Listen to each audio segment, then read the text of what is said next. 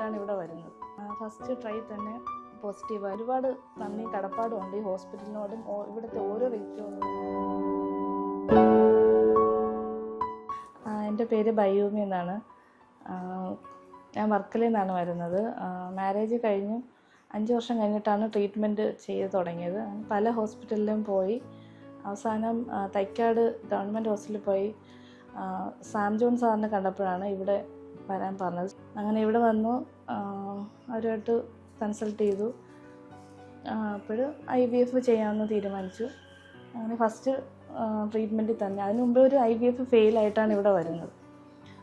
First try തന്നെ പോസിറ്റീവായി 2 പൊന്നുമക്കളെ എനിക്ക് കിട്ടി. ഇവിടുത്തെ ട്രീറ്റ്മെൻറ്റിൽ വളരെ എനിക്ക്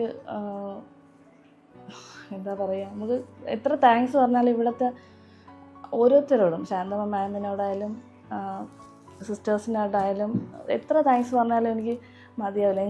അതുകൊണ്ട് ഒരുപാട് നന്ദിയും കടപ്പാടുമുണ്ട് ഈ ഹോസ്പിറ്റലിനോടും ഇവിടുത്തെ ഓരോ വ്യക്തികളോടും. എനിക്ക് നന്ദിയും കടപ്പാടും മാത്രമേ ഉള്ളൂ.